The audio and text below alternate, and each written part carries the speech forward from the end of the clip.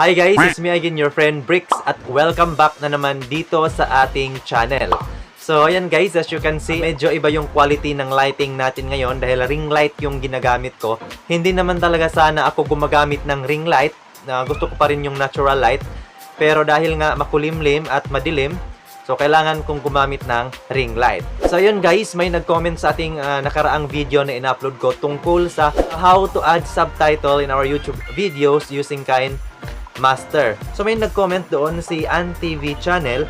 Ang sabi niya is, "Hi po, ask ko lang po kung paano gawan ang video ng katulad ng makikita ng nasa screen mo na mababasa para mapanood ito." So ito guys, mostly ang mga ganitong video is ginagawa to sa mga tutorial video, at ito din yung ginagamit ko kapag may tutorial video akong ginagawa. So dahil dyan guys, is gagawan ko na lang din siya ng tutorial para malaman din ng iba sa mga hindi pa talaga nakakaalam kung paano ito gawin. So basically guys, napakadali niya lang gawin at yan yung ituturo ko sa inyo ngayon. Pero bago tayo magpatuloy dyan guys, kung hindi ka pa nakasubscribe dito sa ating channel, ay subscribe mo na yan at i-click mo na rin ang notification bell para lagi kang updated every time na may bago tayong uploads. Sa ngayon guys, magpapakita na lang din ako sa inyo ng screen recording pagkatapos lang nitong intro.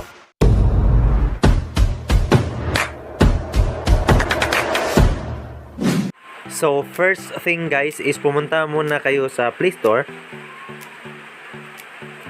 at i-search nyo ang screen recorder. So dito guys, so makikita nyo madaming screen recorder na pwedeng i-install at gamitin. Pero ang ma-recommend ko sa inyo guys is itong screen recorder na color blue. Kasi guys, yung iba kasi dito is hindi nare-record yung audio natin based on my experience. Na-try ko na ang iba dito before, pero nung na-try ko itong screen recorder na color blue is wala siyang problema at napakadali niya lang gamitin at nare-record niya talaga yung audio natin. So yan yung ma-recommend ko sa inyo guys para i-install at gamitin. So ayan guys, naka-install na siya sa phone ko. So pagkatapos natin niyang i-install is puntahan natin yung application. And then allow lang natin guys. Ayan. So dito is may makikita kang videos. Then dito naman screenshots, settings, and then may trim, video trimmer, and tsaka itong information about sa application. So para makapag-record tayo ng screen guys is click lang natin tong video icon dito sa baba na color blue. Ayan. And then back lang natin. And then allow ulit. And then allow. Ayan guys, is allow screen recorder to record or cast your screen. Yes, so click na natin tong start now. So ayan guys, pagkatapos mong maklik yung start now is magsisimula na rin siyang mag-record ng screen natin at ng audio natin. So kung ano yung sinasabi mo dito at pinapakita mo dyan sa screen mo is yun na rin yung mare-record niya. So ayun guys, as you can see na dito sa taas na malapit sa wifi. So ibig sabihin nag-start na siya. And then yung microphone din dito na malapit sa time at yung video icon.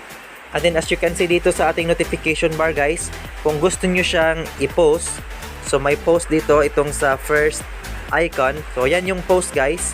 And then kung gusto mo ulit siyang mag-record, click lang ulit natin yan. And then kung gusto mo naman siyang i-stop na, is click lang natin tong square.